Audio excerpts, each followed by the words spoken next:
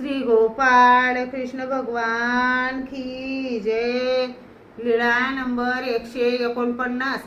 उपाध्याची भेट। ईश्वर प्रतीती। सर्वज्ञ वेरूळला आहे तसे दादो साने आणि त्यांच्या सर्व शिष्यांनी ऐकले। ते सर्व कटकास दौलताबाद येथे आले होते। त्यावेळी सर्वज्ञांच्या दर्शनासाठी ते सर्वच वेरूळला आले। महाकालीच्या देवळात मुक्काम केला तेव्हा दादो साने उपाध्याला म्हटले, जानो, जा बघू सर्वज्ञांचा कसा सोहळा होत आहे, तो पाहून आम्हाला लवकर सांगायला ये। आणि उपाध्ये सर्वज्ञांकडे आले तेव्हा मठाची दारे बंद केलेली होती। त्यांनी दरवाज्यावर कटकट केली। सर्वज्ञांनी सांगितले, बाई बघा बाहेर कोण आले आहे। बाईसाने म्हटले, एवढ्या वेळेला कोण येईल बाबा। सर्वज्ञांनी सांगितले, पहा कदाचित या चांगदेव भटासोबत जो आला होता तोच तर नव्हे। नंतर बाईसाने दार उघडले आणि उपाध्यांनी बाईसाला नमस्कार केला।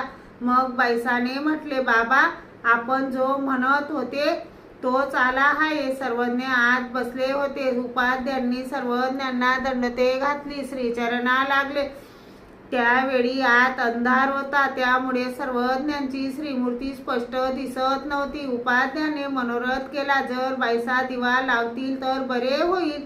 तेवढ्या सर्वज्ञांच्या श्रीमूर्तीपासून प्रकाश पडला, त्यामुळे श्रीमूर्ती स्पष्ट दिसू लागली।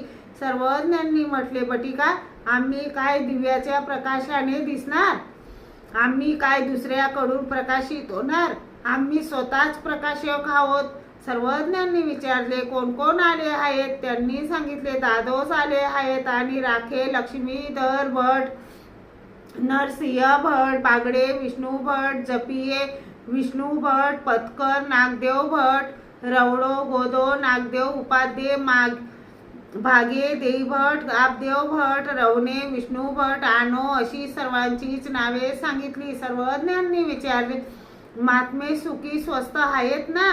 हो जी। सर्वज्ञांनी जानोला विचारले, तुम्हाला आमच्यापासून जो आनंदाचा संचार झाला होता त्याचे कार्य कसे वर्तत आहे? उपाध्यांनी सांगितले, जिची एकांतात जाणे आवडत नसते तेथेच बसून राहावेसे वाटते। आपली आठवण करणे आवडते। जशी जशी आपली आठवण करत असतो तसा तसा मला सुखाचा अनुभव होतो। श्री गोपाळ कृष्ण भगवान की जय।